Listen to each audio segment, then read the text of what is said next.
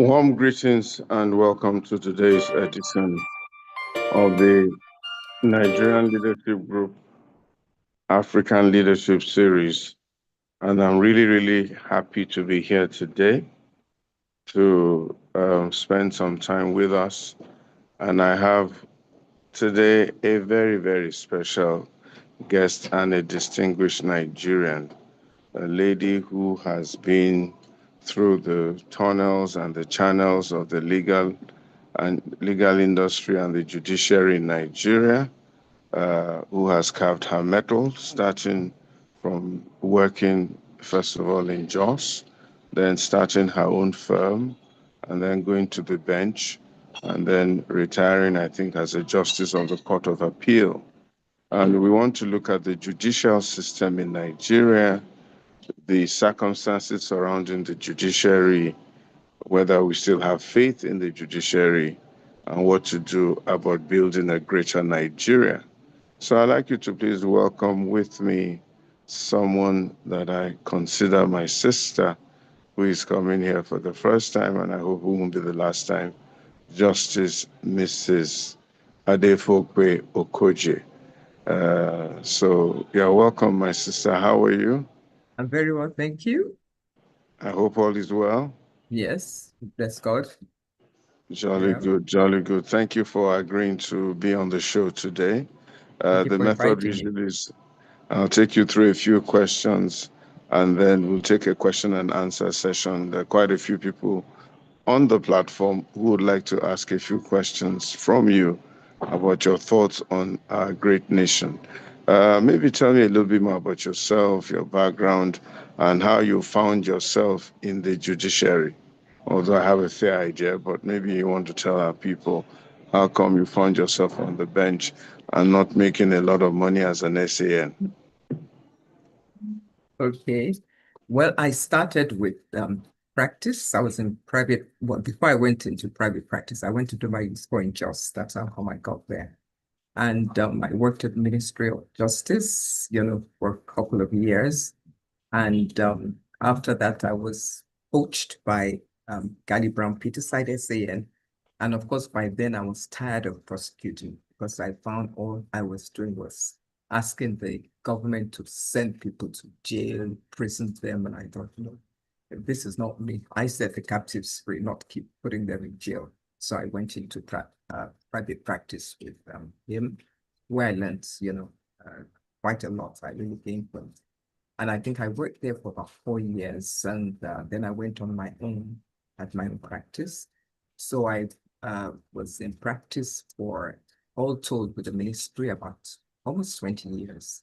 And then I got, invited, so to speak. I was notified that there was a selection in the High Court of Lagos State, and that was I interested. And I said, yes, I was. So that's how come I was appointed. So I was in the High Court for 18 years, High Court of Lagos State. And then I got appointed to the Court of Appeal, and I was there for about 10 years, and then I retired. So, but along the way, I did a course in arbitration, fellow of the Chartered Institute. So if I do want to go into arbitration, I can do that. So right now I do a lot of, I get called to give talks, and because my passion really is justice.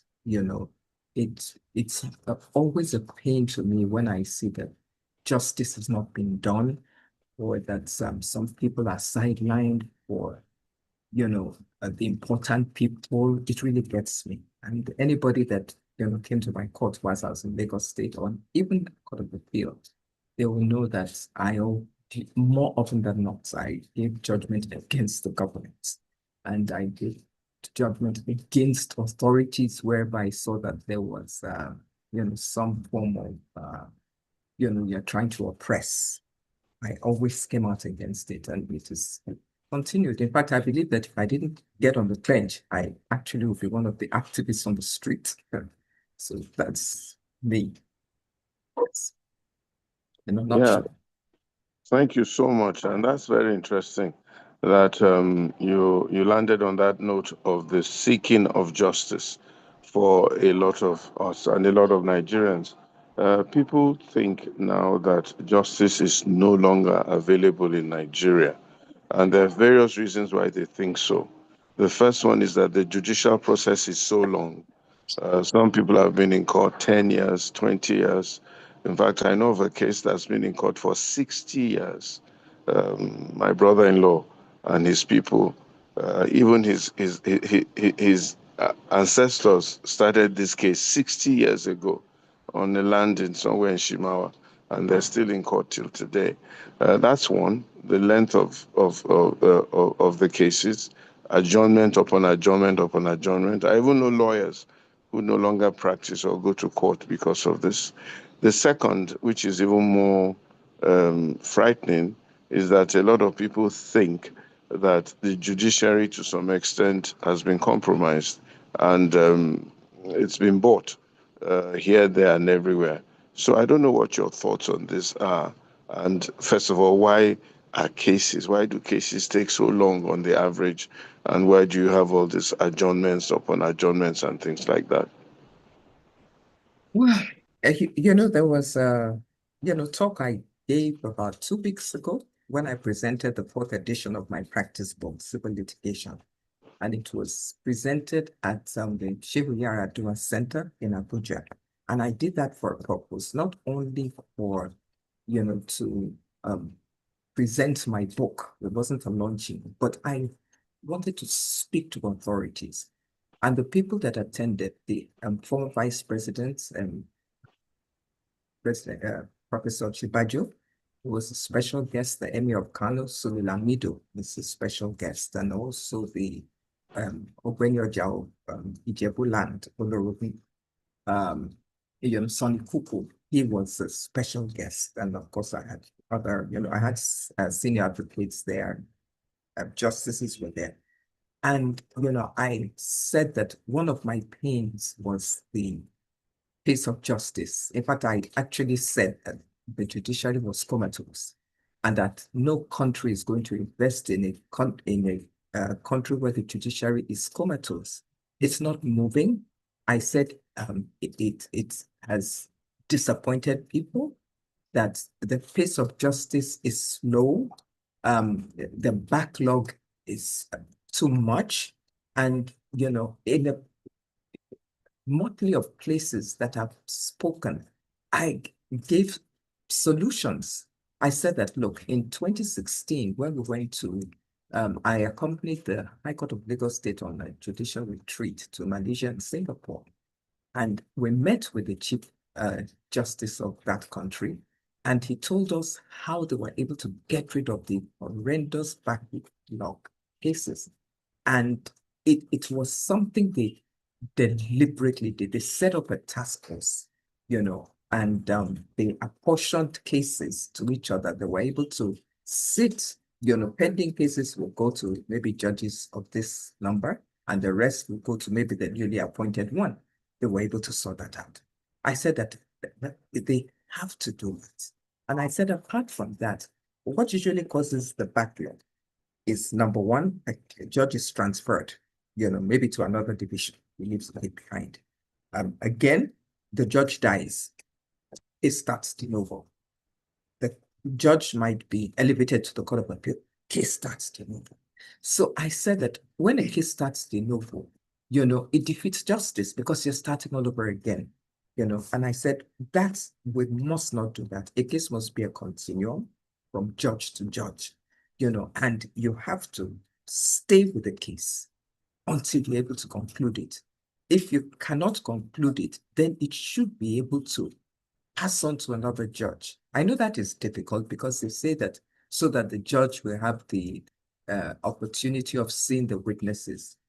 But if we're to be honest with ourselves, you will see that if the same courts say that you cannot give, in your judgment, you cannot say, I believe, at this. Your judgment is not based on belief. Your judgment is based on hard facts.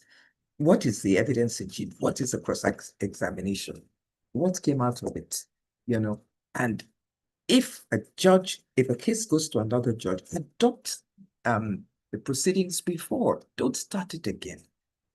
So that is one. Another one is that the system itself does not help. A lawyer that your judgment has been given against, he doesn't want the case to continue. Once judgment is delivered, he's going to bring a motion for stay of execution. The court will stay the execution of that case.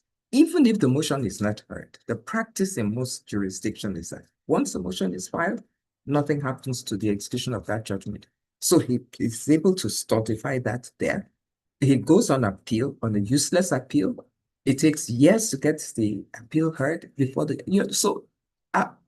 there's, as far as I'm concerned, there's an absolute breakdown of the system of justice in this country.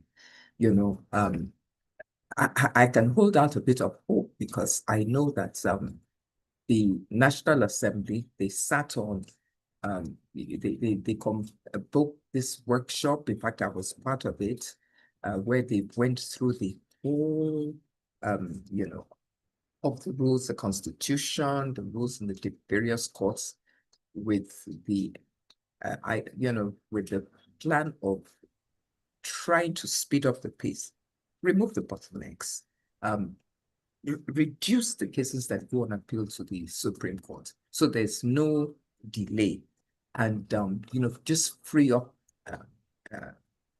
the justice system. And these bills are actually before the National Assembly and have been there for 2 years. So anybody that really has an interest in the pace of justice must find out what has happened to those bills and what is going to be done. So by the time we tackle, that, we tackle getting rid of backlogs, we amend the Evidence Act so that whenever evidence is given in a case, it must be admitted. Don't give the other side any discretion, because it will always wants you to start all over again. So once you do that, you should free it up.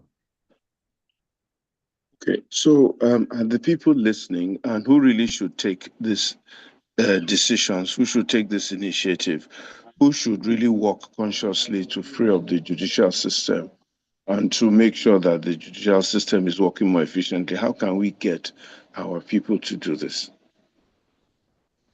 To be honest with you, I don't think they're listening. I don't think so, because there was a workshop, that I had. I don't want to mention the various jurisdictions, I don't want to put them on the spot.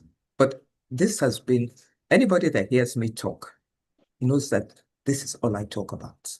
You have to free up the system. Justice has to go around. They're not listening. I give them, what they have to do. This is the Malaysia example. I've said courts must go digital. We must have recording machines. This is what you do. This is how you do it. People are not listening. So I pray that at least if they're able to pass those bills over there, and with a forum like yours, that gets it around, then there will be a conscious effort. Because right now there's no conscious effort. The chief judges of the various states, must take charge. They must take control of what happens in their courts. And then again, civil society, I thank God that you're there. There are people that are stepping in to try to force, there to be a change in the system. So when all this, comes together, hopefully, somebody somewhere will take it on. And then the Bar Association is very vital to this. They have to. You see, as a judge, really what you're doing is you're just working with deadlines. You don't have time for anything. You can't even look outside the system. You can't see how, we speed up. You can't do that. So it is that the outsider, that has to come in, like what happened in Lagos State. In fact, it took judges to be dying, for there to be anything, because a number were dying on the bench. Some, as soon as they retired, they die.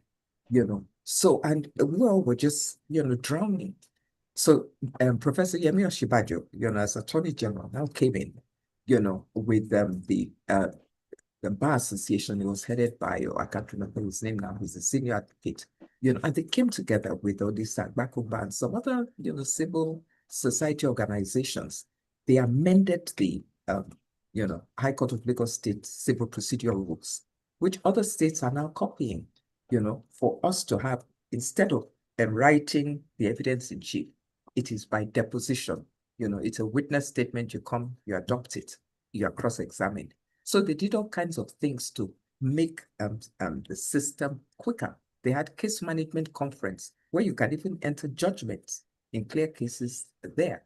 You see, so it took the Bar Association to come in alongside Lagos State, to, get the new rules sorted out. So it is the Bar Association that must do this. But unfortunately, the truth be told, they also will take advantage of the incompetence of the system. All you want is to get your to get victory, at all costs. So I mean, if the judiciary doesn't want to, spruce itself up and allow itself to be used and be a clog, in justice, why should they bother? But I am pleading that the NBA must really get up and do something about this. Well, that's fine, but but the judges who are sitting on cases for 10 years, 20 years, are they happy that they're doing that? Are they not a bit, maybe because their pay is not based on volume and quick execution of cases and things like that. I'm surprised that everybody knows the problem. Even the Attorney General of some state will know the problem, and they just let it be. I'm a bit perturbed, I think it's something we will try and take up, but if we cannot convince the people themselves who are sitting right there, I'm sure the Attorney General of Lagos State or the Attorney General of Federation is probably listening in, or somebody is listening in. They heard you, and yet people are twiddling their thumbs. It's incredible. It's really, and it's especially the judiciary.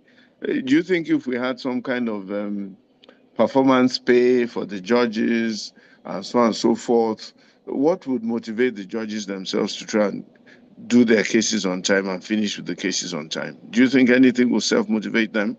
Well, first of all, the work of a judge is very onerous. It is very onerous. All you're doing is you're working. When I was in practice, I had to use a hand brace. There came a stage where I couldn't write. That's how come I took up, typing. I used to type my judgments, so they are working. And, because of the workload, I tell you, if a lawyer comes and says that, my lord, I'm not ready for this case, I want an adjournment, more often than not, you're going to grant it. You will grant it because you don't want to die. So you grant the adjournment, But even at that, if, like I said when I talked at the presentation, I said, because I had recording machines that I used, not many judges use them. I had and I used it. I could finish a case in 1 year. All right, but if I finish that case in that year, what happens? I pass judgment. The other one who does not like just goes on appeal. And when he goes on appeal, he's ready for that case to die over there. And that is what frustrates, So a system really must be devised. The stakeholders have to, come in that, look, how are we going to stop all this? Stay of execution. If you say don't grant it, there may be some deserving cases, but something has to give. Something really has to give. The system has to be interrogated. And your brother is a senior advocate of Nigeria. Please let him come in on this with other peers, so that they can free up the system. It's not working. It's not working. It's not. Yeah. Yeah, I think maybe the first thing we'll even try and do, although ASU is not an SAN, he refused to go to the courts because of this same problem. So it's just done mainly commercial law. I think one of the things we probably would need to do is to have a review, first of all, of the laws, especially with regards to timing and all the various bottlenecks that deliberately slow down cases. And maybe, first of all, review the laws and then review the practice.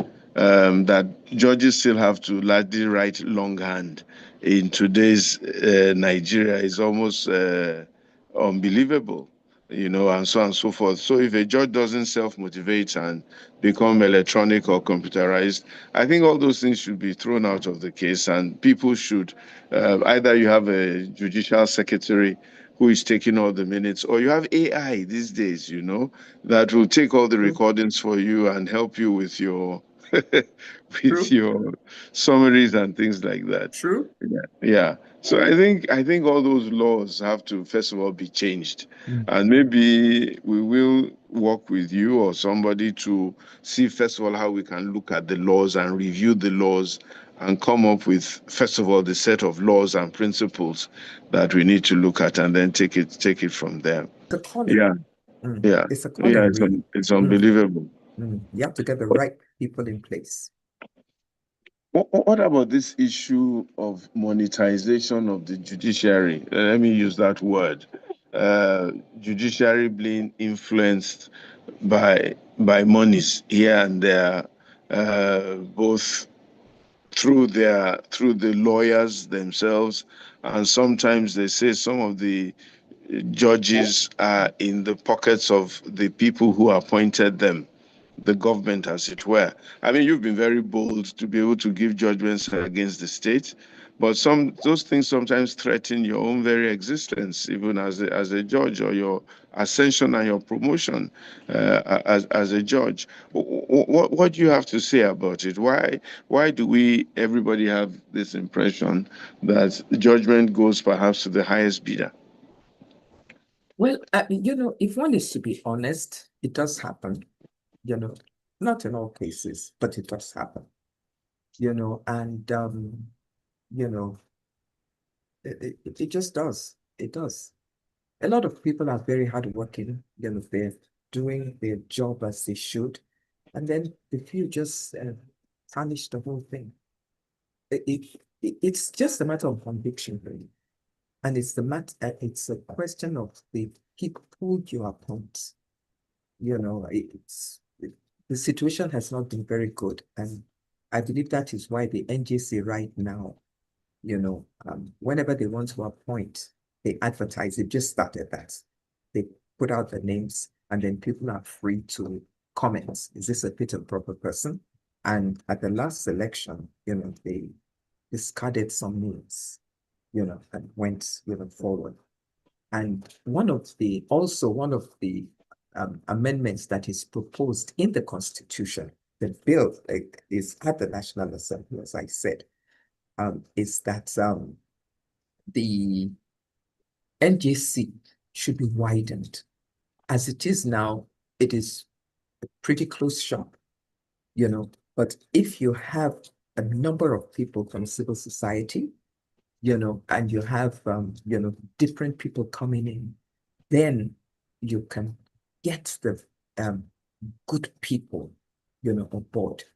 So we just had to keep pressing. Unfortunately, the executive find it very difficult to take their hands off, appointment of judges. But, as time goes on, and we keep getting a robust judicial council, this will get better. And then again, I like the fact that civil service is calling out. They're calling out. Like, for instance, I'm a member of Action Aid, which is funded, I believe, by the Ford Foundation. And it started by, interrogating electoral cases, with a view to, calling out cases where, the things were not above board. Now they have widened it to other cases. And among the cases we actually considered at, I think, the second to the last session that was held in Abuja was the Rivers State matter, and we called out some of the judgments that were given that we believed, were not entirely, to our agreement. Let me just leave it at that. And we have also interrogated other cases, some judges, in their judgments, they, commended, and others, we disagreed with them. And I believe when more people do this, then the judges would realize that, look, even though we're, judges, even if we're in the highest court of the land, we are, even if we believe we're not accountable, people will call us out. Nobody wants to be called out. So once a judgment is passed, you cannot be said to be guilty of contempt. It's whilst it is in that you cannot comment. But once it's passed, and once you do that, a number of times, people will sit up.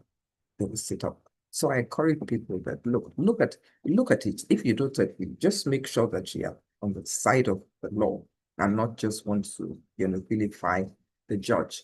And when you come with your facts, you'll find out that there'll be a lot of sitting up.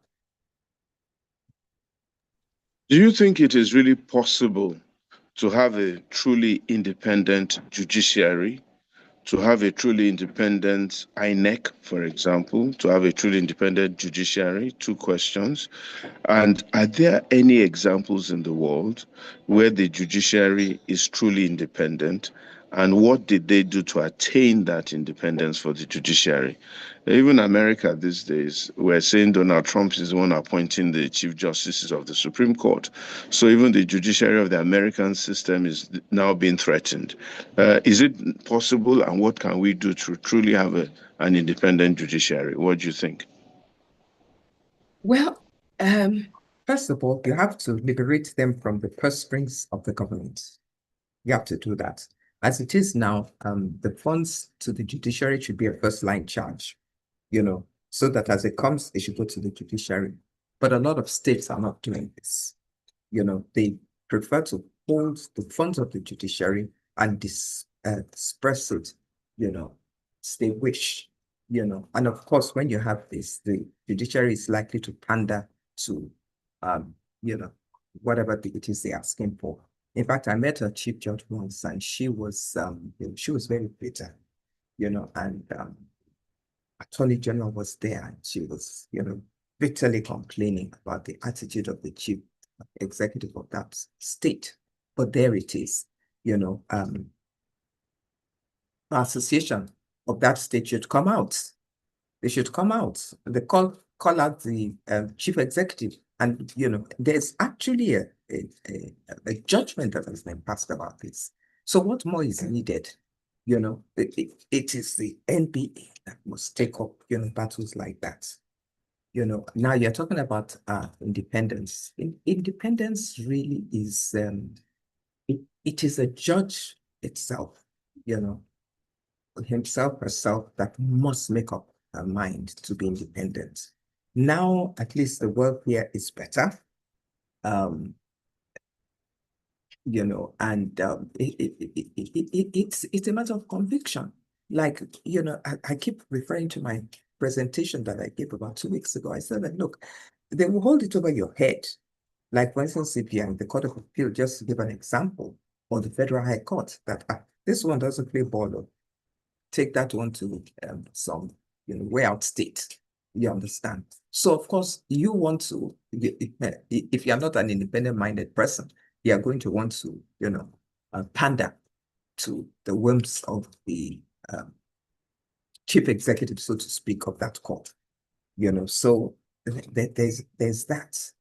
You talked about courts that would do it. Yes. You must have seen a viral survey that went out, not a survey, this viral clip that went out about the top 10 judiciaries in Africa, and Nigeria was not there. And amongst the things that were counted were impartiality, non-corruption, the ability to call the government out. They also had protection of human rights. And honestly, Nigeria did not count. The countries that came up were something like Cape Verde, even Kenya. If you remember the judgments in Kenya of the Supreme Court, where they set aside, the election of the president. They did this, and Ghana was on that list. In fact, I really was ashamed. Namibia was on that list. Botswana was on the list. The top 10 judiciaries when it came to independence and speed. So I mean, this is it. You also talked about INEC. It's going to be difficult if the president is the appointing party. It's going to be difficult. In fact, when they were interrogating the INEC chairman, a question I wanted them to ask him was that, look, if the chips are down and it comes to giving a decision, against the person that appointed you, would you be able to do that? That is the question. Um, everybody knows that the Ways report had said that, the decision to appoint the INEC chairman should be taken away from the president and given to, I think was it the NGC, or a body, dependent body that will do this. So that's what it is. But like I keep saying, until we get to that ideal place, I can only just but be celebrating, people like, this, your body here, Sarah, Amnesty International, the Femi Falanas of the world, even the Showaris of the world, by the time everybody comes out and, they realize that, no, these people are not going to accept this. They have accepted it in the past. They're not accepting it anymore. Believe me, things will change. Things will change. But if we just sit back and, throw up our hands, nothing's going to happen.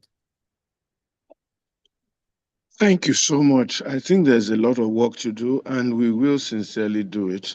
I was listening to Lee Kuan Yew the other day talking about the cost of corruption and the evils of corruption and how it is impossible to actually have good governance or good society where there's corruption and so on and so forth. I just want to ask you, moving slightly away from the judiciary right now, what's your take on Nigeria? Where are we as a country, and why are we where we are as a country? And looking at it both from your perspective personally and from the perspective of the law, the judiciary, and members of the bar, what can be done to help Nigeria along in what we perceive should be the right direction? Okay, well, for me, I think this is one of the greatest countries that ever existed. Because apart from the minerals that we have, I believe we have the brightest minds. Because wherever we go, we shoot to the top.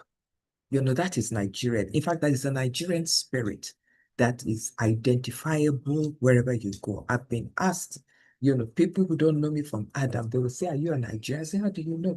But there is a Nigerian spirit that we don't see, that other people see. All we need, is that person that will just, release this nation into, its destiny, so to speak. To make the place conducive for business, make it conducive for people to soar. Unfortunately, as everybody knows, corruption. In fact, I think Nigeria is an active crime scene, honestly, because everywhere there's corruption. Is it in the ministries? Every place there's somebody out on the take. And for me, that is a leadership matter. If the truth be told, I mean, look at the time of Buhari and Idi Amin, the time of war against indiscipline. You dare not, cut out of the line and go to the front. You can't do that. A country where there are no sanctions across board, you're going to find out that this kind of impunity continues, you know. So what can be done? Well, uh, politics, religion is crippling this country. It is absolutely crippling the country. Thank God things have eased a bit. I mean, under President Buhari, I mean, we have to confess. I mean, the way he was leading this country, it was into a one religion state. But now things are liberalized. But people have to de-emphasize, ruling by religion in this place. Let the best people get ahead, no matter where they're from. Let them get ahead. And as I keep saying, people just don't keep quiet. You just keep calling out the people. We're the best. There's nobody, as far as I'm concerned, that is better than a Nigerian. We can do it. We have done it. Just give us the opportunity. And I wish the people on top would get to know this. Too many old people like me should not be, running, don't let me say industries. We should come. My children are there now. Let them do it. But these people don't know because the young are not doing anything. Maybe they're so impoverished, that they can't talk. So you young people, I think you should get up and, give them a good fight for it.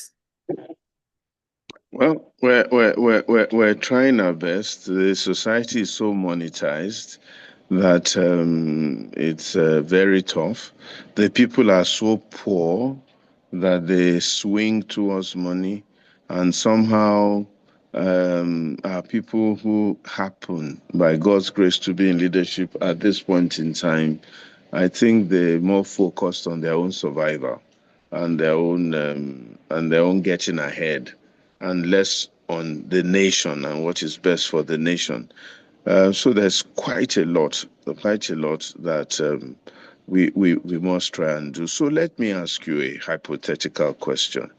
If you were president, I know you're alluding to the fact that people like you are old, but I'm not sure I agree with you totally. You don't look it and you don't act it. I think God has given you grace.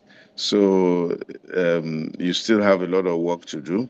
So if you were president of Nigeria, and it's quite possible, all things are possible, what would you do? What would you do to make this country what you think it should be? Well, if I was president, I would do what it is I've always done. Okay, I'll just give you an example. When I was in JOS, when I was in practice, I know how I used to complain about the judges. Oh, we're just there grumbling all the time. Look at the time this one is sitting. Look at this. I brought a motion. We should be able to take this motion. Instead of that, we will adjourn the case for hearing the motion before we hear the case. So I used to grumble. So when I got appointed to the bench, I now said that no, I'm not going to allow anybody to make that same complaint about me. So 9 o'clock, I sit. If I cannot sit by 9, I will send a message. I'll be sitting at this time. If I'm not even sitting at all, I will send a message ahead. Please tell the lawyers they should not come to court, that, give them these dates, things like that. And if you find out, I always like people to interrogate what I'm saying. Go to my court, people who appeared. I always want, there must be speed, there has to be movement, So if I were the president, first of all, I would surround myself with, yes, people loyal, but also people who will tell me the truth. I will surround myself with that. And then I will pick out, like the president, good for him, like he did in Lagos State. He knows how to get talent, get people. But you see, unfortunately, amongst these talented people are people that are just there to fill up the quota, which I don't believe in. Even if you want to fill up the quota, get the best, and you have to look after the poor of the land.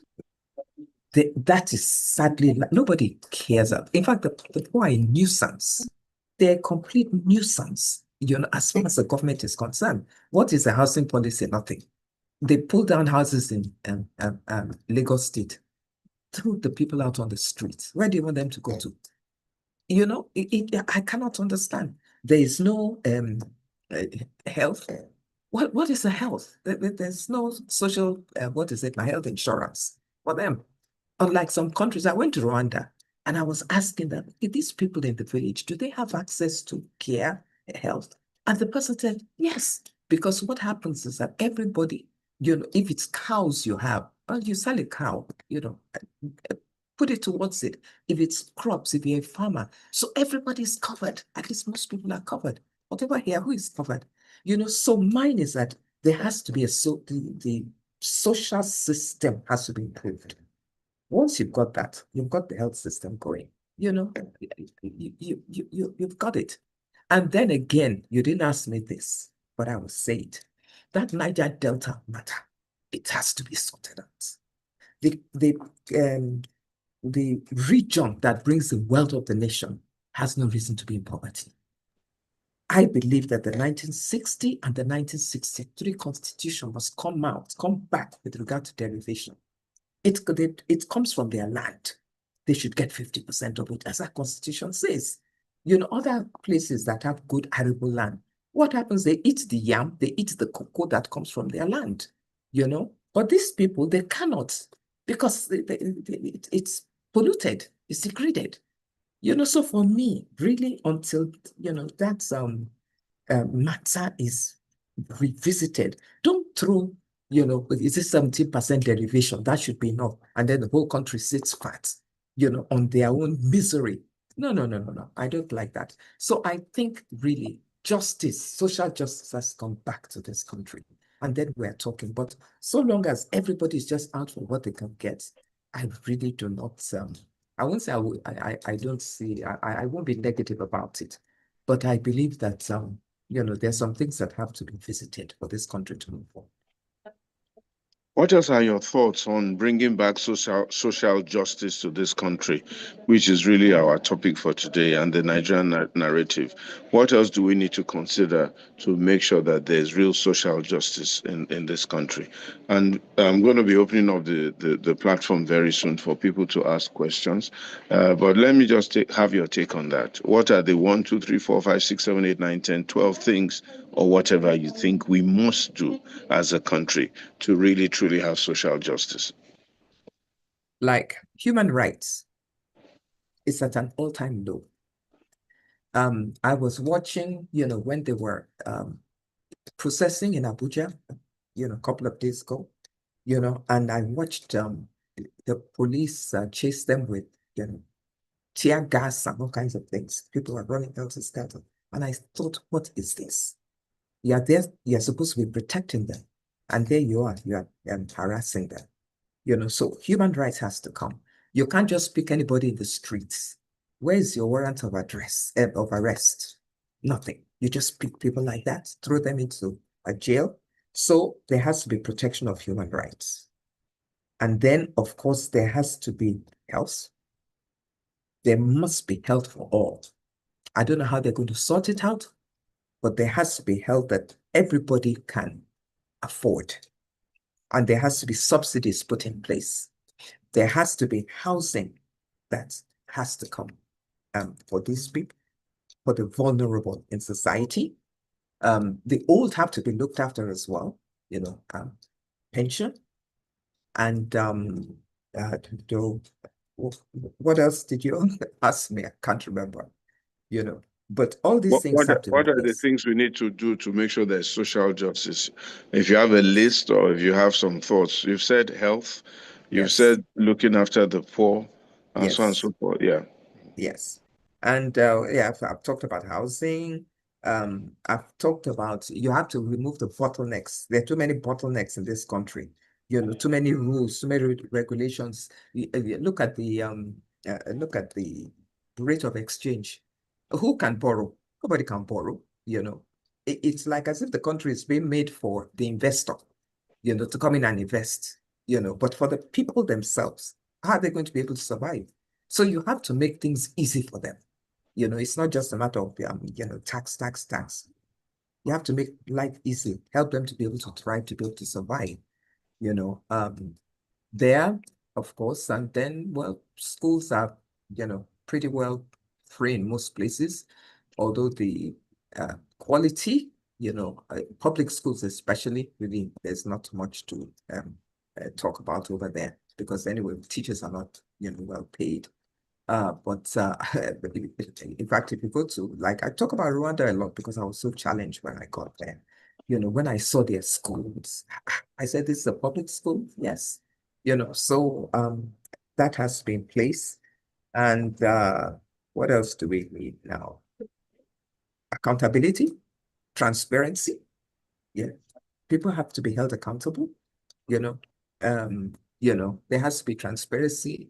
There's a lot of opacity in governments. You really don't know what is happening. If you ask, you're becoming a nuisance. So that has to be there. And then, of course, there has to be justice across board. Whoever it is, there has to be justice, you know.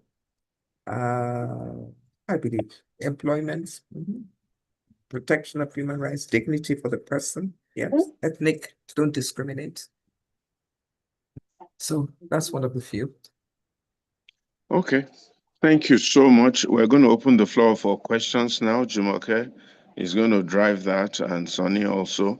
But let me just ask you one last question. The prerogative of mercy that the president gave the other day, I don't know how much of it you know or how much research you've done about it. What went wrong ab initio, seemingly? But seems like the government has readjusted and corrected itself. What you might be a little bit of an insider. What happened, and then what happened, and then what has now happened? And are we in a better place, or is this still just hanging in the air? Well, Jumoke, you can take over after this. Please go ahead, my sister. Yeah. I don't know what happened, but you see, as always happens, things, I believe things are always hijacked. There probably was a good list, and then it was hijacked. People, brought this in, brought that in, brought this in. So I really don't believe that the president was aware of most of the people on that list. I mean, one cannot really expect him to vet everything. I mean, he's supposed to as president, but we know that in actual fact, it doesn't work out like that. So I really think that's what happened. And you see why I commend people like you. I commend civil society and people. People didn't keep quiet. The news media went viral. Everybody, and what happened? They had to back down, So, I commend them. I commend social media. They're really doing a good job, and see what happened. Yeah.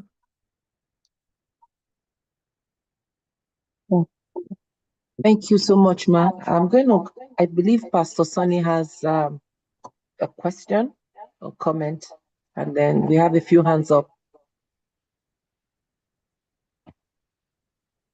Pastor Sonny. Thank you. Thank you for my back. IB, sorry.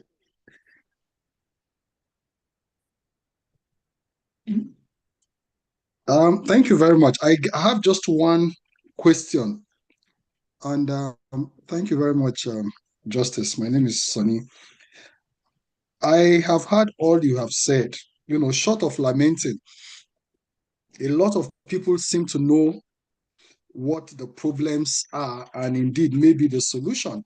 And if you ask every Nigerian from every sector, we all have various things to say, whether it's the health sector, the education sector, the justice sector.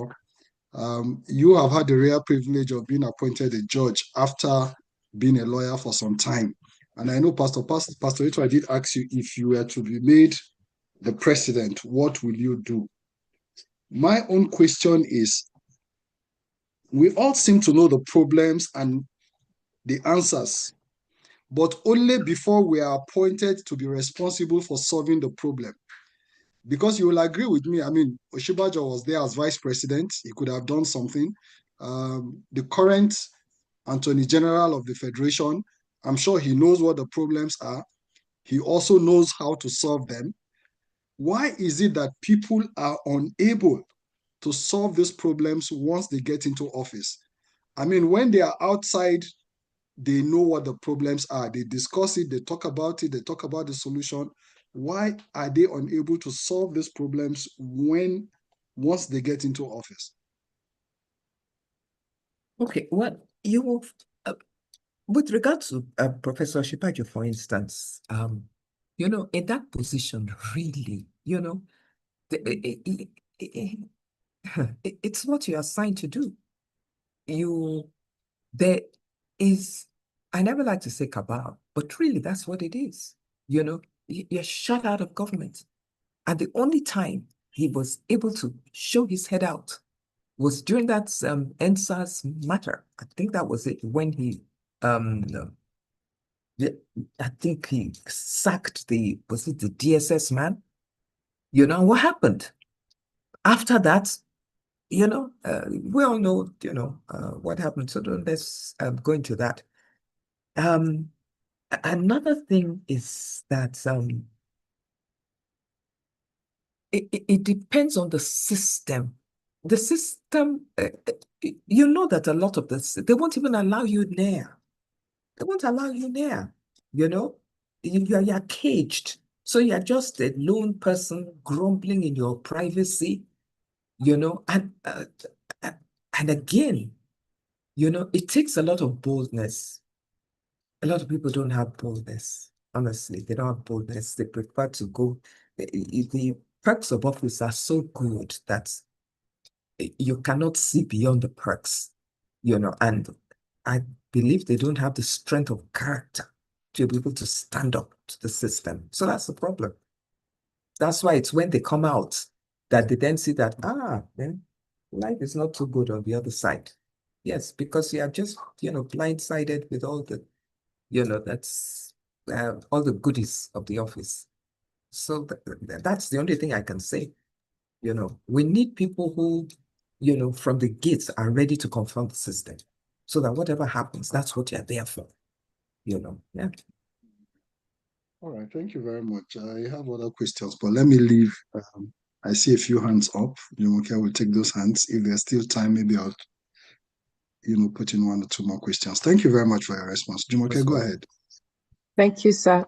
So the way we usually do this, Ma, is we will take 2 or 3 questions together so that more people can respond, and we give them like a minute or so, and then you can answer them together. If you prefer, if you want to take one-on-one, we only have 2 hands up, but this way more people are able to ask questions. So I'm going to ask Mr. Boniface Chizie to please go ahead with his questions or his comment. Thank you. All right. Thank you very much. Madam, thank you very, very much for your presentation. Thank you very much. First of all, let me say congratulations. I watched your book presentation. It was well attended. Thank you. Now, well, let me ask this question. If you don't feel free about answering it, please don't answer. What do you think about this Nnamdi Kanu problem? I think that's something that's leaving Nigeria, putting us in a very poor place. I think that's giving us, we romanticize bandits. They come, we dialogue with them, non-kinetic and kinetic and so on. They carry their guns and so on. And somebody's been locked up there, and the whole world is watching. The way it was brought back from Kenya and so on and so forth. That's the first point I want you to, to talk to. If you feel comfortable. If you don't feel comfortable, it's fine. Now, the other point is the way we persecute politically exposed persons in Nigeria. Sometimes it's baffling. It's as if we have different procedures for attending to them. Yahaya Bello comes to mind immediately. So somebody's caught with hands in the tail and so on, and then he goes to court, and then suddenly it goes to sleep and so on. I mean, I know you've talked about corruption in the judiciary for quite a bit, but it's worries somebody. Now, the last point I want to raise is the quality of the science we produce these days. Are you comfortable with the quality? Is that not something to improve in that respect? Do you have the right balance between those in the academic and those who are practicing? Thank you very much. Thank you, Ma. Those were like 3 questions in one, so maybe Yes. you can take those, and then we'll take the others. Okay. Yes, Ma. Like, well, first of all, you asked about the Nnamdi Kanu case. You're possibly asking because I wrote the lead judgment in that case. And in writing the lead judgment, I looked at what happened, and I felt that this government has to be called out. Because hitherto, they were proceeding with impunity, not only about this, And I was completely dissatisfied. And I said that, look, when I looked at the fact of this case, I said that, look, they must be made to realize that there's some people, who will call them out. And I really did. Because I looked at the case. You go into another country, you go and if the word is that you rendition him without the knowledge, according to the government, they later said so. Without the knowledge of that country, you abduct him and you bring him back. And I said, I looked at all the protocols that Nigeria had entered into, and there's, if you want to bring in a person, there are protocols. And when you do that, you have to go to court to be able to bring him in. And when you bring him in, the law says that it is on the charge that you brought him in for that he must face. But this one, not only did you not bring him in lawfully, you now brought him as if, nothing happened. Continue the cases that were against us. I said, no, you can't do that. You've got to release this man, not acquit. Because acquit is when you have gone through the whole trial, and then you write a recent judgment. But prior to that, all you can do is to discharge him, and which is what I did. And it was a unanimous judgment of the 3 judges that sat on that panel. Well, unfortunately, the Supreme Court, I believe there was a dissenting judgment. A judge, I believe, agreed with us. Another one, I also called out the federal government, but the majority said that go and continue with your case. I don't agree with it, but then there it is. That is the Supreme Court. Now, I will readily say that I do not like the pace of how the case is going. It is taking too long. Criminal cases are given acceleration. And this case should have been concluded a long time ago, so everybody knows where they're going. I also, if I'm to be honest with you, I see a lot of inequity in the case. The government has not looked at what happened when they went to his village, the people that died as a result of trying to get this man. And you now go on as if those lives meant nothing, and you go after a person. Now, this is without, looking at the merits of it, but I am not happy about it. And you see a lot of people saying that, look, you are dealing with terrorists, you're talking to them, you're ready to give them amnesty. So what is the big deal about this one? Why do you not? That is part of the injustice. And I do not like injustice. I see injustice at play in this matter. I think this is a matter I believe that should be politically resolved. I was in Owerri, for about 2-3 years during the height of this IPOB thing. We weren't sitting on Mondays. So I know how it felt. And all they were talking about is free this gentleman, free this gentleman. Now, I'm sure a lot of it, people were probably just riding under his name to commit atrocities and all that. But, I think this really is a matter that they should sit down, and discuss, and not just keep this man interminably, in detention. I don't think it's right. Anyway, that aside, you talked about, was it the pace of justice? I think that's what you said, that it's ridiculous, if I'm correct. I do agree that the pace of justice is ridiculous, but I'd already alluded to it, earlier on as to steps that I believe should be taken, and I'm hoping that somebody is listening. You talked about the quality of the senior advocates of Nigeria. Well, I know that a lot are being churned out. I do not really know much about the quality. I've seen a lot amongst them that I think, were really good selections. But I will also chip in something that did not come up. I think that the requirements of them having so many judgments, before they, can be considered.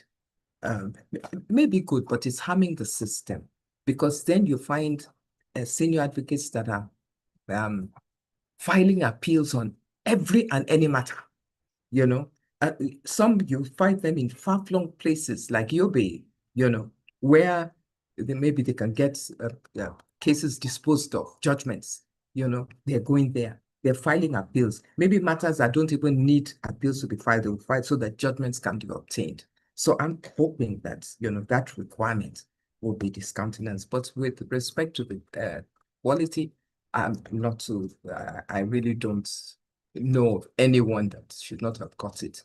But as to the number, they are a number. And I honestly do not think that they should be churned out in such numbers. You have to have, so, select people that, you can really respect, and not, the quantum that is being churned out. Yeah. And if I may add, Matu, his second point was about, I would use the word derailed justice for impunity cases, and he used Yaya Bello as an example where there's no follow through on some of these cases that have been brought up. So that was the second point he was making. I agree.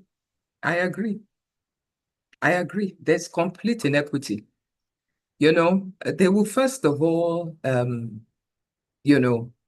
sensationalize everything, and then the case now goes dead. You don't hear anything.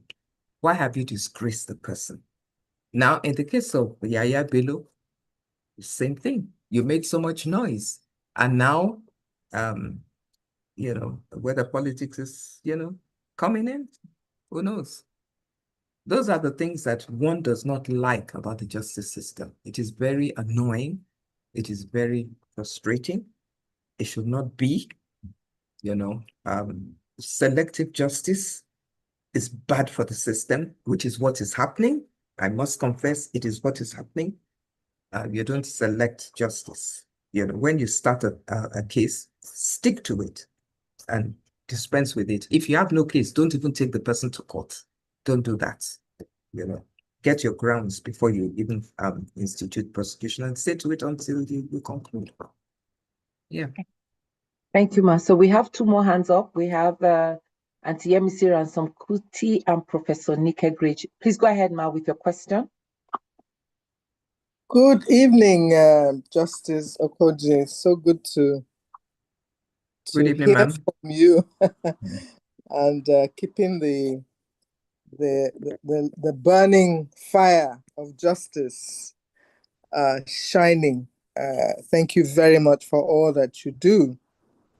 You said a lot about how the challenges in the judiciary, and it seems clear that the only people who can actually correct that are the people in that system. The justice system needs to self-correct and self-regulate itself so that judges are held accountable, processes are changed, and all that.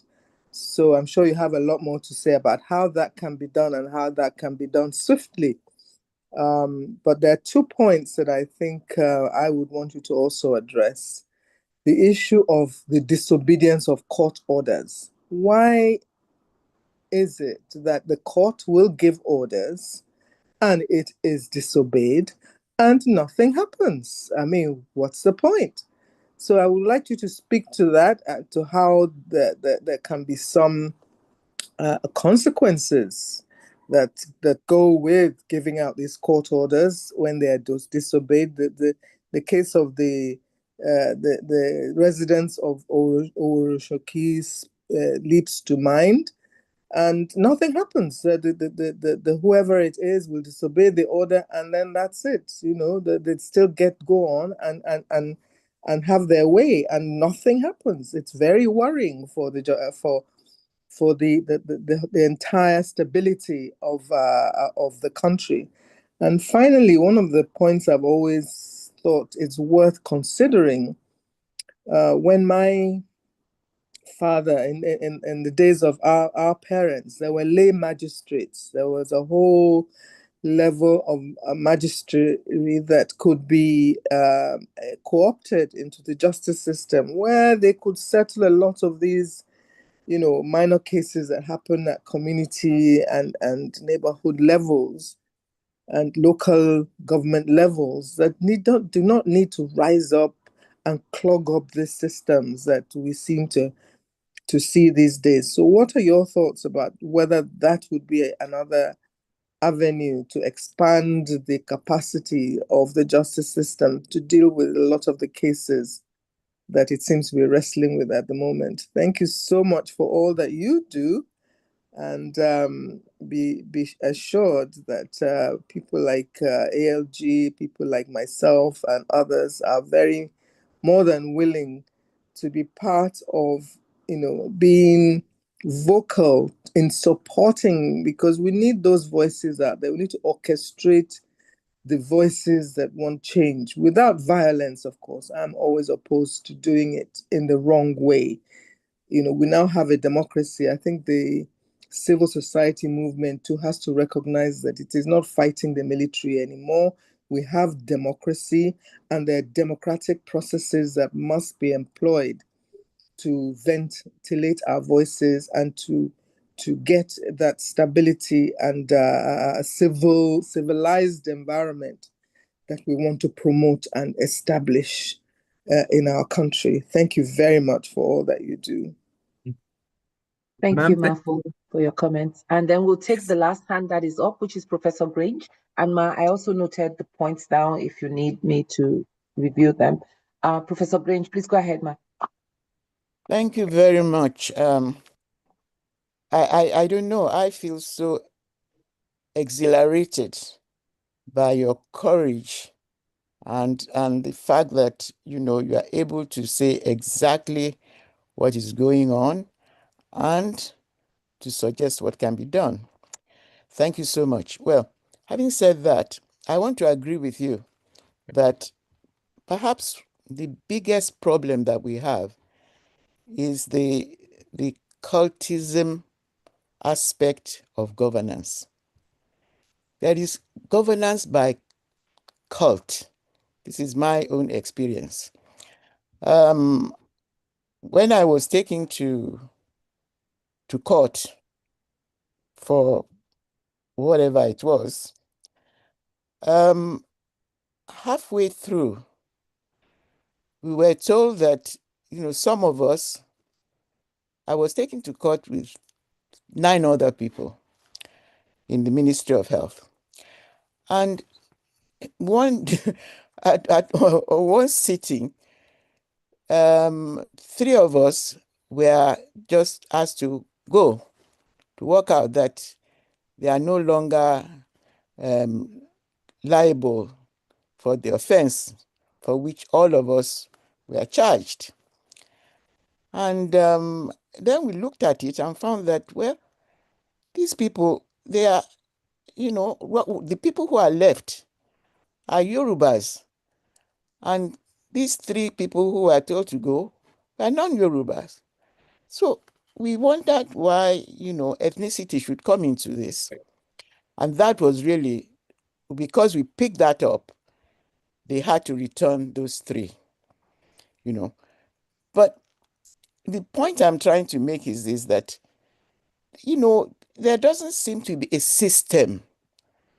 People just personalize things. Whatever comes into their head is what they do. I don't know if it's still like that now, but definitely at that time it was. And the question I then want to ask is this. Do you remember the last time that the judiciary was able to administer justice independently?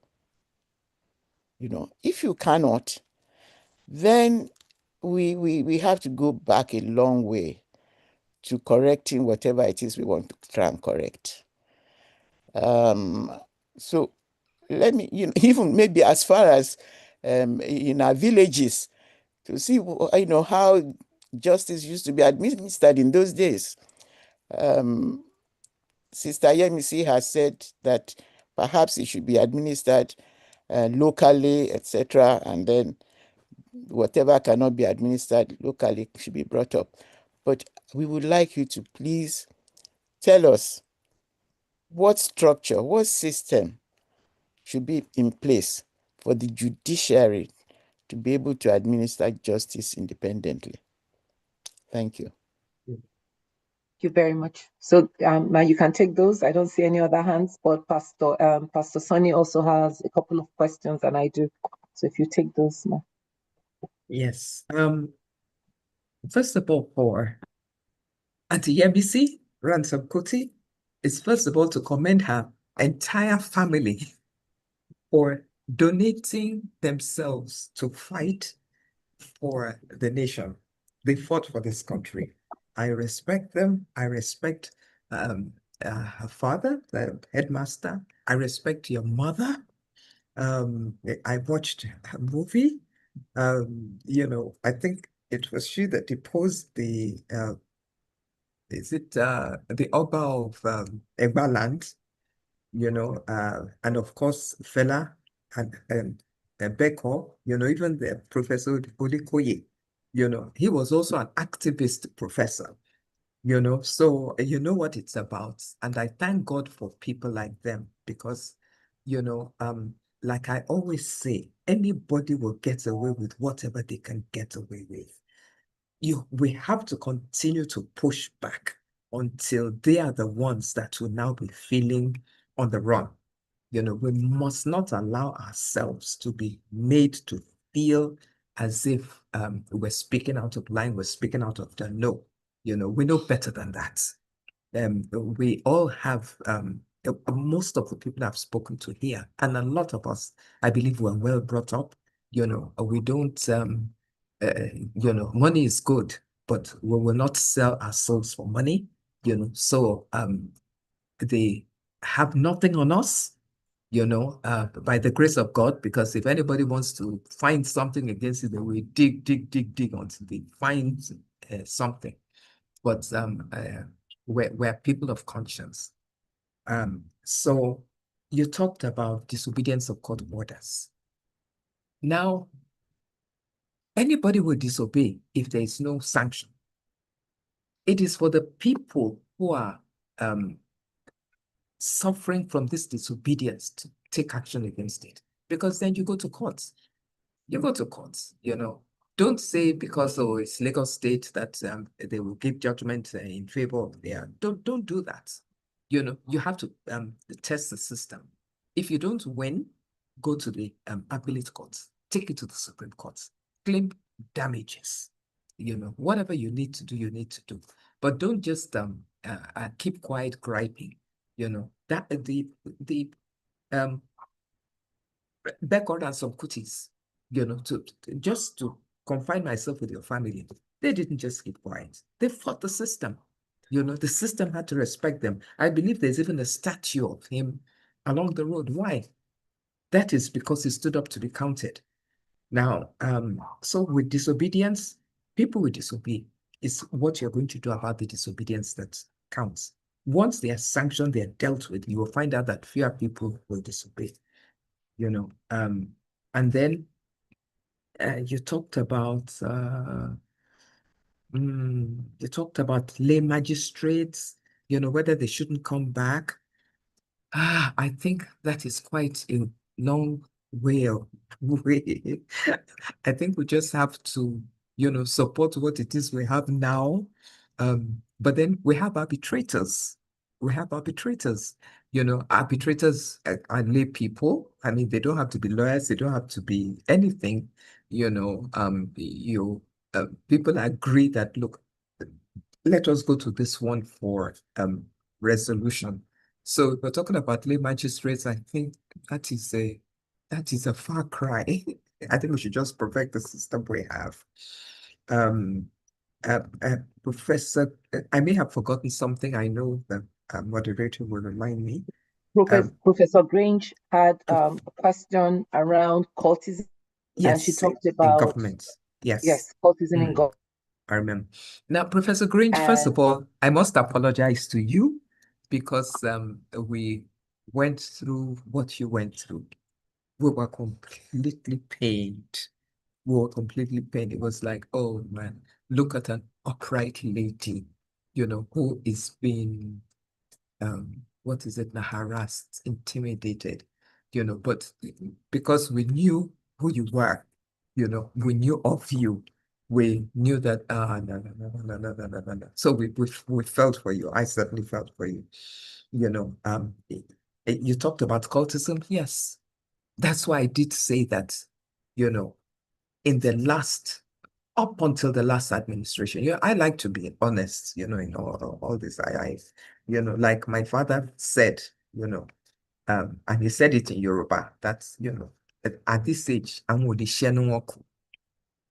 say the same thing. At this age, I've retired from the, Court of Appeal. There's no reason for me to want to, say black is white, white is black, by God's grace, I've not been made hungry, so I really don't depend on anybody for anything but except the Lord himself. Yes, up until I believe the present administration, there was a lot of cultism. You were not comfortable, if you were the head of any enterprise, they're waiting to cut you off. They're waiting to cut you down. And it was very tribal, very uncomfortable. But I thank God that the space has opened up now. And I believe that it must continue to open. And I pray that we never get back to, a stage where, people will be, muzzled or be, shackled by religion. And if you are not of this religion, you can't go places. No. And that is it.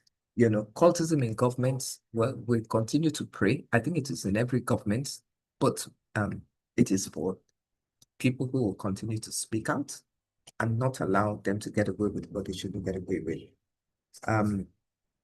You talked about, the bold people when the judiciary was courageous. Oh, yes. Oh, yes. I mean, one of my mentors, is Justice Kayode Esho. He was my sister's father-in-law, and we like grew up together, so to speak, and I would watch this man, I would interact with him, because I always wondered, what is it about this crop of judges that were able to hold, uphold justice. And when I'm talking about them, I'm talking about Nemeka Agu, I'm talking about Karibe White, I'm talking about who are these? Ayola, Ichimumi,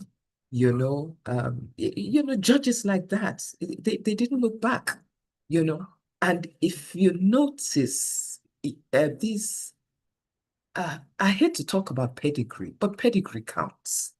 Because when you have pedigree, you don't fall for everything, and these were people that, I believe were brought up properly, Oputa was another one, they made a difference.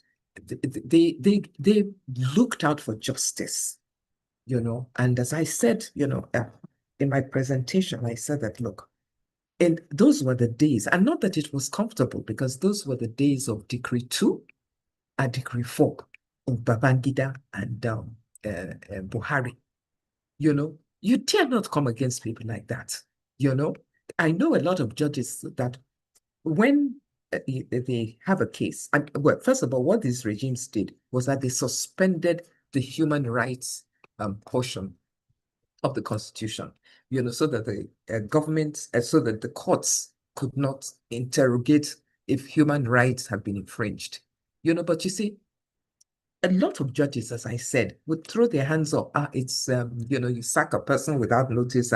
He cannot complain about his human rights. It's one judge even said that's a Kabiyesi syndrome. But what these judges did, these justices, they said that, okay, now you have said that we cannot go beyond, we cannot entertain any disputes that is complaining against the infringement of these sections. But for you to be able to do that, then you must have obeyed the steps leading to it. You know, this is what these judges did, you know. They crafted the, you know, it in their own favor, you know, and that was how they were able to get a lot of people out, people that were sacked unceremoniously, people that were dealt with. Is these people, and in fact, was it not them that came against Lagos State government, you know, in Lagos State government versus Ojukwu? They accused the government of what was it now? Of executive lawlessness, executive rascality. You'd say that to a military, you know, regime, but that's what they did. They said, put Ojukwu back inside the house, and then you can come on appeal. Before that, don't dare come and tell us anything. This is what these judges say. These are bold judges, you know, these bold judges, you know. So, you know, all I can say is that, you know, and that's what I said at the last forum. I said, judges, you have to be bold. You have to go beyond, they will post you here, or they will do that or that. You may not get appointed to the Supreme Court. So what if you are not appointed? You know, you live with your, you know, head held high, you know. So there's that crop. And there are some people too. I mean, I know it's uncomfortable. Who wants to come up against the system? But if you have to, you have to. So I think I may have gone through, you know, the Yes, questions. you did, ma. I have a couple of questions of my own, and then I'll bring up Pastor Sunny to ask his question. So my question is this: how do we pressure or support the NBA to champion reforms in the judicial system? Because you talked about their role, and in a lot of communities, they are the ones that actually lead that charge. That's question number one. Could And you my come? question Sorry, could you come again with that question? I didn't hear the So I beginning. said, how do we put pressure or support NBA to champion reforms in the judicial system? Because you talked about their role; it's very important, and we've seen how the legal system or legal structures play out in other communities or other cultures. So so that's one question. My second question is family law versus culture. And I know a lot of people suffer from culture, and the law doesn't uphold, doesn't give them any justice. So I don't know if you can shed light on that as well. Thank you. Okay. About the family law, what was the question? So I'm looking at, well, let me just talk about women. A lot of women that suffer due to cultural laws or beliefs, and then there isn't protection from them from the law. Okay. Now, putting pressure or to support the NBA. Write letters. It is always good to, you know, have an organization under which you are operating from, so that it is not just a lone voice. I think there should be some form of organization that will write to them, you know, present, you know, a matter to them, you know, for them to push, you know, the issue. If the NBA doesn't take it up, take it up. Take it up. Go to the press, call a press conference. Call a press conference and just continue making your point. You know, go to the TV, you know. In fact, I watch the news, you know, quite a lot. And I know that what these newscasters talk about, government pays attention. They pay attention to it. So I think if you go to the NBA, nothing happens. You call your own press conference and you move. If you also have, there's nothing that stops you from going to the court. Going to the chief judge of the court, book an appointment. This is our grievance. They will have to. They will listen to you. There's nothing wrong with going to the National Assembly. You know, a lot of us, we don't even know our We don't know our representatives. I mean, I'm guilty, so I'm not, pointing fingers at anybody. Do I know the representative that covers this area? A lot of us don't know. We don't know our senator. That's why they get away with anything, because nobody is calling them to account. So they do what they want. They don't even bother to come down to their constituencies. But they find out who your senator or your rep is, contacting, and then, you can put up private bills. Put up private bills at the National Assembly, and this will catch the attention of people, So we shouldn't keep quiet. Nobody should keep quiet. You keep quiet, they get away with whatever.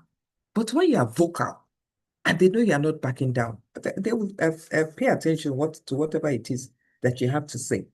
So you put on the, you put pressure. And then you talked about women that suffer. Well, I know that there's a lot of women advocacy organizations. And I really do not think that women or children will suffer. Lagos State itself has one. All they have to hear, even there's some police stations that are dedicated to, I think, gender issues. So, and they take this thing very seriously. So I don't think there are too many bodies that are willing to take this up. And then there's FIDA. FIDA, I think that is an International Federation of Women Lawyers. They have I think maybe in all the states or most of the states, FIDA will take it on. And I'm not sure they'll even charge. So I believe that there are too many organizations that, are going to stand up for the defense of women. I think those are my two questions. Okay, right. Thank you, Ma. Yeah, Pastor Sonny has a couple of questions of his own, and then we'll begin to close. Pastor Sonny, please go ahead, sir. Thank you. I had to ask the judge this question because of late it has become of particular concern to a lot of Nigerians, where we hear, complainants in a matter claiming victory over judgment that has been given. Either the judgment was not clear or everybody is interpreting the judgment in their own way. And when we see people running to the left and to the right, and everybody is like, so what is the actual judgment? In such cases, what do you think was the problem? Is it the judgment was not clear?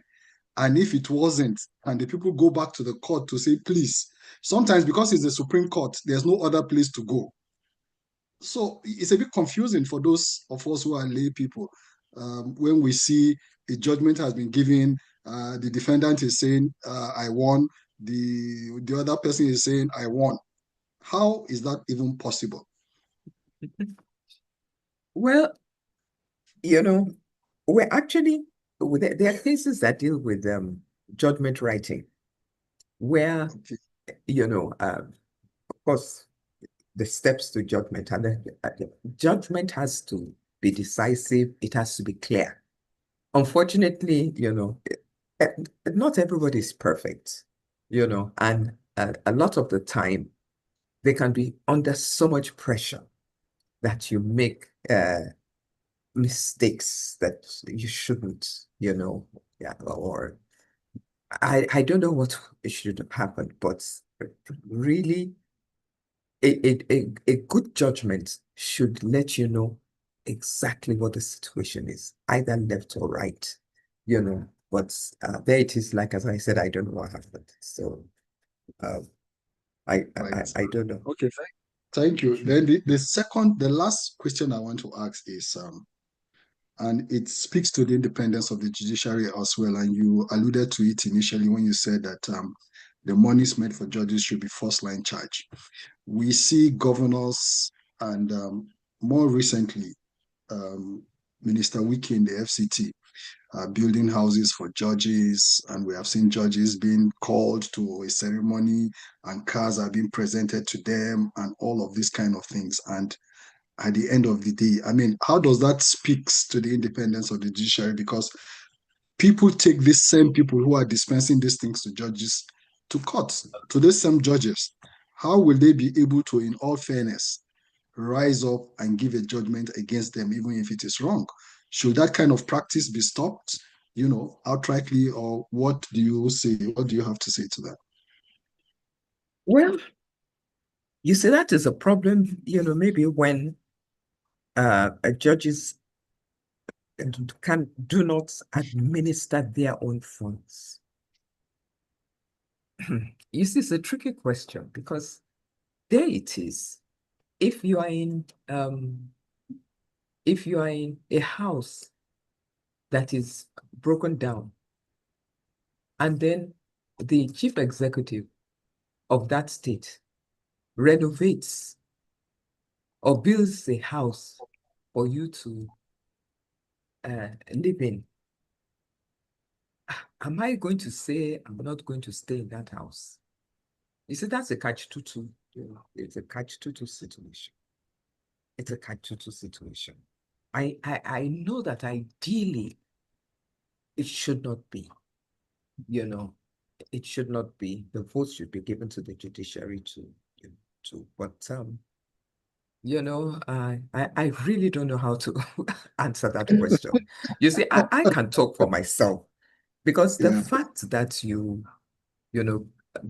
build a house for me, to live in as part of my work, I don't think it will stop me if I have to, give a judgment against you, but there it is, as I say, catch-22 situation. Yeah, Nigeria. All right, thank you very much for those answers. I guess we have Yemi Ramson-Kuti back again with a question. Maybe we can take her, and then Jumoke, we can begin to close as Pastor Ito comes back. Thank you very and much. we have some comments in the chat room as well that I'll be reading. Okay. Yes, thank you so much for giving me another opportunity to speak. It's about this court order issue that I raised earlier on. In other jurisdiction, I know that if you disobey a court order, it's the court that will arrest you. You will be arrested for disobeying that order. It is not left to the complainant to now go and appeal and go to the High Court and the appeal and the Supreme Court to get redress. So I'm looking at a situation where the court itself will have enough moxie, enough processes or whatever you need to run this justice system, because it is a system that we're looking up to ensure that court orders are obeyed and there are consequences if you do not obey them. And it kind of applies to any number of other practices that go on where the justice system is disrespected, it is disavowed, it is not working. So how can we make sure that the court itself, the justice system, is something that is fair, that people they know that if the courts come into this matter, you are in trouble. How do we get our justice system to that level? I just think I just thought I wanted you to explore a little bit more of that and leave it less to the ordinary citizen who has to go and look for a lawyer, look for some other way of ensuring that its rights are protected. Thank you. Yeah. Right. If I could just add some comments from the chat room, a lot of them are for you, Ma. Good evening, Justice Okoje. Will always honor you anywhere I meet you. The last time was at the commendation service for Justice Adebajo at Cathedral Marina. You were fair and just. You were fearless. You were fearless and sorry. I had a tenant case in your court in 2002. You handled with fierce competence and timeliness. God bless you. And this is from Mrs. Fumi Ajayi Tomori. My Lord, judges recording their cases in longhand is a tedious process. Most courtrooms don't have functional air conditioning, are congested for the number of people for cases for the day. At a time, a judge may have 20 or more cases per day, all recorded in longhand. And then the next one is, the problem is that, this is a comment, I believe, the problem is that skeleton leadership, law and order, upon which such good intentions initiative, the Malaysian example, should be built, is just not there. We have to push these initiatives as side by side, making leadership accountable. God bless you, Justice, for being positively different and thus a ray of hope in a seemingly hopeless country. I must confess, I was very reluctant to come listen to a Nigerian judge. I had to suppress that bias, and I thank God I am listening to someone like you. God bless. Then the one in Nigeria, it is more advisable to find a lawyer that knows the judge than one that does not know the law, than one that knows the law. SS, what a sad comment. Well, so that's just a comment. My Lord, you've spoken well. Thank you for a distinguished legal service. And I believe that is all. Let me just scroll through one more time. There's one more. Okay. Say, Madam Justice, you Go are ahead. still young. Say, Madam Justice, you are still very young. The president of Cameroon that was just elected is 92 years old. God save Africa. So we might still need you even when you are 90. Go ahead, Jumoke. Okay. Yes, the country is made for foreign investors and the people to be their slaves. That is not an accident. It is deliberate, and our political leadership is complicit. The exchange rate is all part of that plot. Come in with $1,000 and you employ so many slaves. We need a people's leadership. The resources are all there. It's sad where we are, despite. God save Nigeria. My Lord, you are exceptional. Are academics getting a good look in with regards to being elevated to the status of SAN? Then please, what are your views on Sharia law in Nigeria? Should this be accommodated in a secular society? I believe that's all for now, Ma. All right. First of all, I have to thank all the people that said very kind things about me. Thank you very much. I appreciate it. Okay. If I forget anything, please remind me. Auntie Ransom Kuti, you had talked about the disobedience of court order and why should the courts not take it up? Why should the party now have to go to lawyers to do it? But you see, the thing is that somebody has to initiate the process. The court cannot take it on. Somebody has to initiate the process. You take out what they call a Form 48, which is where you are, notifying them of the disobedience of the court order. The court will now issue a form which has to be served personally on the person who has flouted the order of court to come to court and explain why he should not be committed, for contempt of the court order. So these steps are available.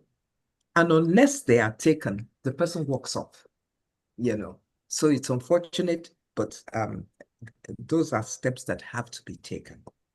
And then there are organizations that may also help, when it comes to, SERAP, for instance. I mean, I respect organizations like that because they don't back down. They call you to account and they don't care who they are calling to account, So there are organizations that will help, and there's some lawyers that would also help, to call these, people to order. So please don't give up. Don't give up. And don't give up that people are doing whatever it is they want to do. As I said, people will do what they want to do, except if they are called out. If you call them out, things are getting better, really. I mean, yes, we see things happening, but there are those who are not accepting. I mean, just look at this pardon listener. They had to reverse it, because, people did not agree. So please never think that your voice does not count. If you are one, they might not listen to you. But by the time you are 2, 3, 4, 5, 10, you're a group, people will listen to you. You don't have to take rubbish. You fight it. You fight it. And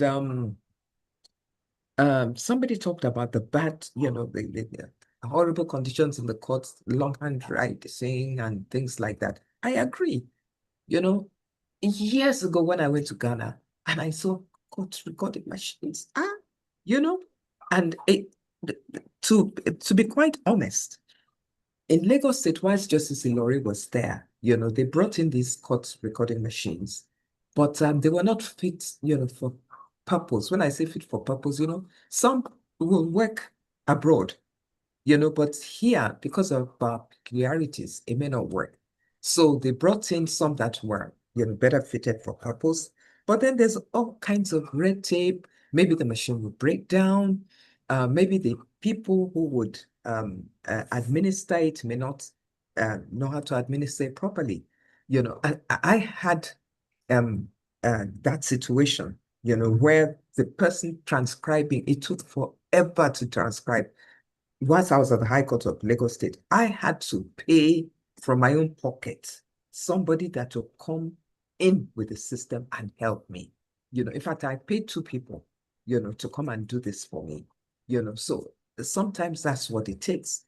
And as I always say, we don't have to go for any highfalutin machine. Our people are brilliant. They will come up with the machines that they need, the ones that are best suited. And I've also talked about how to free up I don't know if they're lawyers here, but in Malaysia, what happened was that, after the cases are recorded, the proceedings are recorded, a copy of the diskettes is given to each lawyer. You lawyers go and transcribe it. Go to wherever, and when you transcribe, agree on the transcript. If you don't agree, okay, this is the court's diskette, so that any discrepancy can be sorted out. So once they agree, it becomes a record of the court. So the court is not involved, So, these are ways. And like I always say, lawyers, you see, the unfortunate thing is that lawyers, they take advantage of the discrepancies or lapses in the system. They are the ones that are supposed to, come together, go to the bar association. Look, we have to do something about this thing. We're not accepting all this longhand recording anymore. What are we going to do? Do something about it. And that's the only thing that's going to happen. So if you do that and then call out if the courtrooms are not conducive, who is going to do it? It's the MPA. MPA, take it up with the government. Lawyers, take it up with whoever you need to take it. Because I'm telling you the truth, the judge doesn't have time. Oh, he would sit. There was a time when I was in the High Court, when the plans weren't working. I would sit. Can you imagine at the heat? I would sit because you want to get ahead. You have now you have returns. You have a number of returns that you have to show to the Judicial Performance Committee. You have a minimum that you should not go beyond. They're beneath. So all you're thinking about is deadline. In fact, in those days, when I'm in the car, then there was a time I was in a butchery. I'm working. My laptop is on my lap. I'm typing a judgment, or I'm reading a brief. Even in the Court of Appeal, you don't see me in the airports. When I was in the Wari and I'm coming or I'm traveling, you don't see me just sitting down. I'm reading a brief. I'm typing. I'm doing this. So the judges, honestly, if I'm to be honest with you, they don't have time to make sure that the surroundings are conducive. It is the lawyers that are using, the system that should be able to speak out against all this. There was also, what's that again?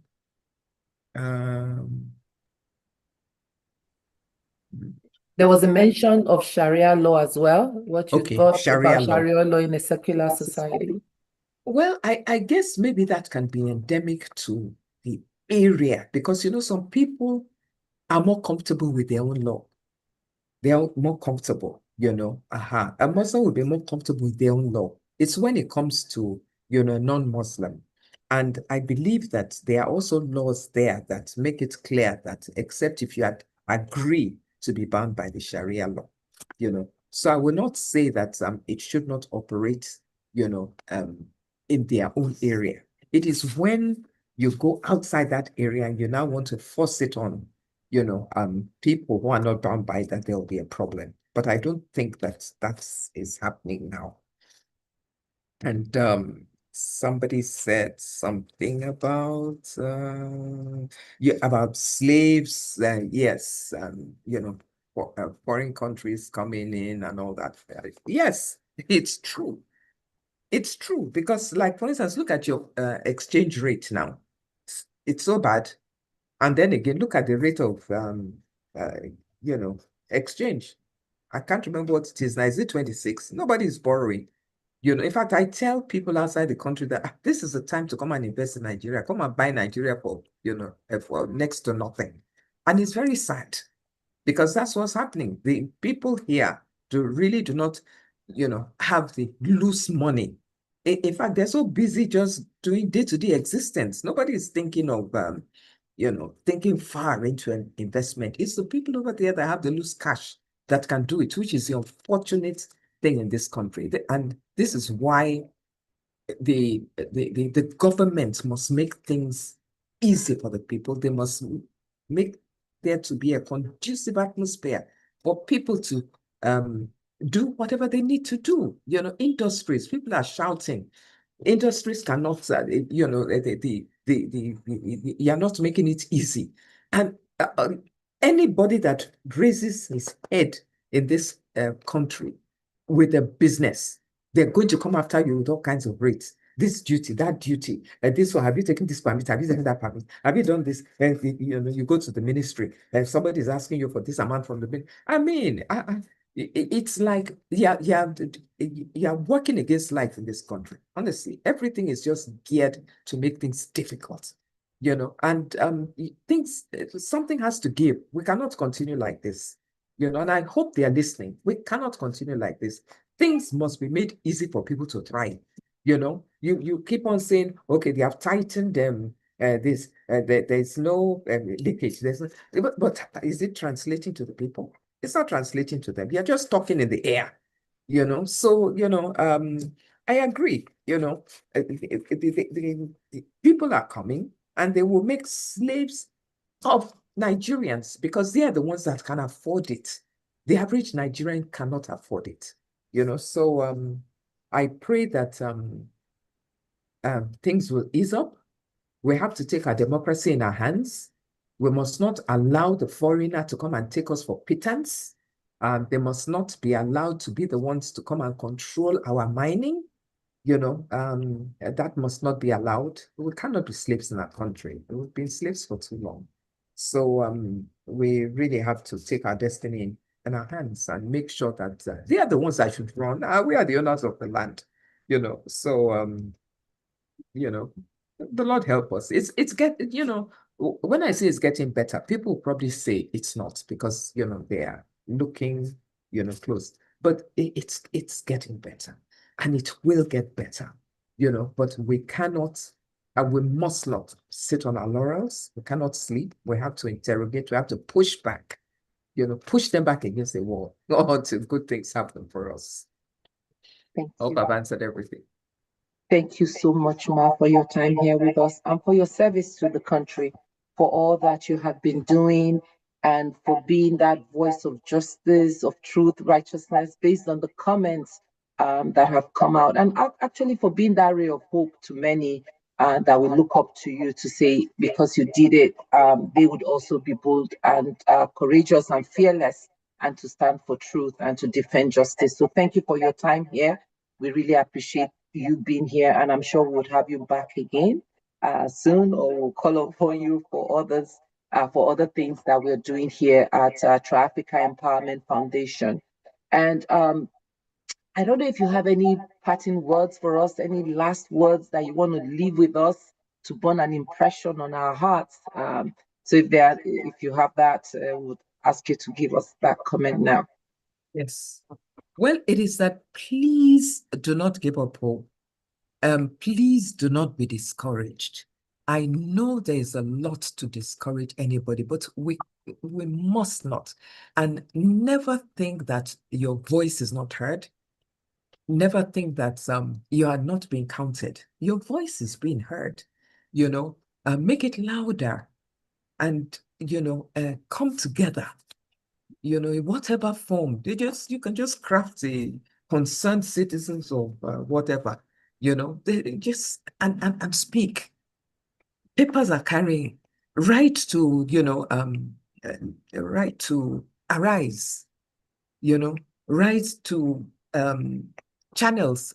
And I used to do it because there was a stage I decided that, look, I'm not grumbling anymore. I'm going to talk to the people that matter, whether they listen or they don't listen. And I would write to the editor. Of course, I wouldn't say just so and so, no, but I would write or send an email, and they would read it, and do something. In fact, there was once when I wrote one, the Minister for Works responded. It wasn't this regime. He responded. So never think your voice is not being heard. It's being heard. People are listening, and there's hope. I know things are getting better. For me, they are better than they were before, and it can only but get better. So I leave a word of hope. I thank you for all the wonderful questions. It shows that you're all interested in the country. You're not giving up. You are seeing what is happening, and just don't keep quiet. You're being heard. Thank you very much. Thank you very much, Ma. Unfortunately, our principal had to step away for another meeting, but he wanted to make sure that we extended our profound gratitude, and I'm sure he'll catch up with you later as well to really thank you for your time here. We thank you. We meet here every Thursday at 5 p.m. and we continue this conversation, same Zoom link. So we're happy for those that joined us for the first time. And we hope to see you again next week, Thursday. So again, thank you so much, Ma, for your time. We are glad you were with us today, and we look forward to other great things that we can do with you. And Nigeria will be great again in your time, and you will be a partaker of the restored glory of Nigeria. We'll all be partakers, and your labor over Nigeria will not be in vain. Your voice will not be silenced. So thank you so much for your time. Thank you all, everyone. Yes.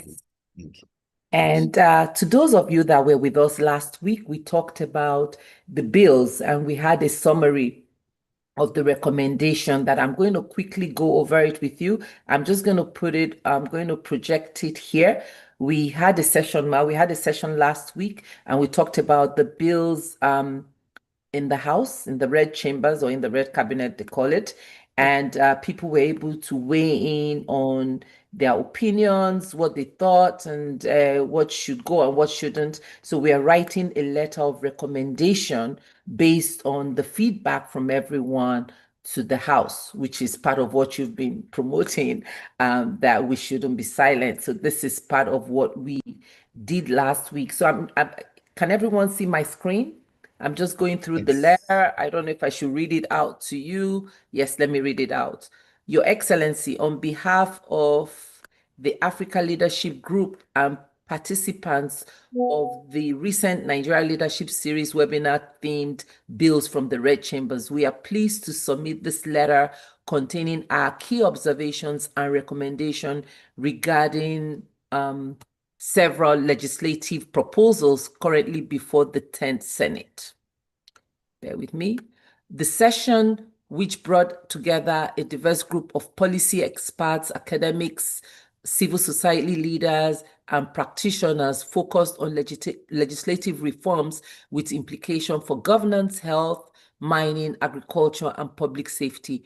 The discussion emphasized the need for robust enforcement mechanisms, institutional accountability, and stronger stakeholders' engagement in the lawmaking process. So we had them in different sections. Under the Federal Road Safety, our key observation was participants noted that while the FRSC Amendment Bill has strong intent, implementation remains a critical challenge. Issues such as corruption in enforcement, poor vehicle standards, and inadequate drivers' education persist. So our recommendation: establish clear enforcement frameworks with measurable accountability mechanisms, integrate driver education programs into school curricula to build a culture of road safety from a young age, conduct regular vehicle roadworthiness audits, and enhance collaboration among law enforcement agencies.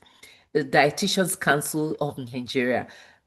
We got some additional comments that we haven't included, and back comments that this could be a way to kind of upstage the medical practitioners, but we're still looking into that. The bill aims to professionalize the dietetics and nutrition field. However, participants raised concern about the creation of an additional regulatory body given existing institutions within the Ministry of Health. So the recommendations: the council should be placed under the Federal Ministry of Health rather than exist as a separate entity to avoid bureaucratic duplications. Integrate traditional and alternative medicine practices within the regulatory framework. Mandate cost-benefit analysis for the bill implementation to ensure efficient use of public funds. 3. Nigeria Mines Ranger Services. Our key observation: while the bill seeks to curb illegal mining and enhance mineral resource security, participants highlighted the risk of overlapping functions with existing forest and environmental agencies. The recommendations strengthen and empower existing ranger and security agencies instead of creating a new one, define clear penalties for illegal mining, and establish framework for community benefit sharing, encourage collaboration between federal and state government for better resource governance. Number 4 was Nigeria Gold Reserve. The key observation: the bill presents an opportunity to formalize Nigeria gold sector, but participants noted concerns about corruption, environmental degradation, and community neglect. Recommendation: introduce strict environmental standards and sanction for violations. Ensure that gold revenues benefit local mining communities, promote transparency and accountability in the management of the. So that is where we are. And the agricultural and educational development bills, the key observation: the proposed establishment of new agricultural universities and research institution is commendable, but sustainability and duplication of efforts must remain a major concern. Recommendation: focus on strengthening existing institutions and translating research outcomes into practical farmer-oriented solutions, foster public-private partnership to enhance funding and innovation in agricultural education. The last but not the least, general legislative and governance recommendation: institutionalize cost-benefit analysis for all major bills, establish a structured framework for continuous citizens and expert input in legislative processes, and implement periodic stakeholders review sessions for bills post-passage to assess real-world impact, strengthen mechanism for civil engagement and youth inclusion in policy discussion, address leadership and accountability gaps in law enforcement to ensure the success of enacted laws. So this were your comments last week. I mean, it came from last week's session, And this is the draft that we are going to be sending. We would also circulate this to all our WhatsApp group. If you have any comments, you can go ahead and share that. So we wanted, as promised, wanted to make sure that you had an opportunity to review this, and I have read it out. So that is where we are. Thank you, everyone. I am not available for after. Okay, Pastor is in. Pastor Sonny, Pastor Itwa is back in.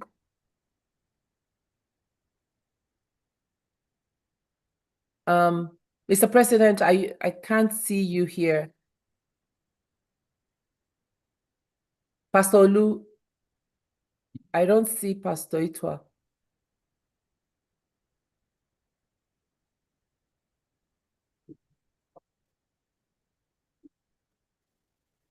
Okay. Just give you a second while we try to find Get him him. here.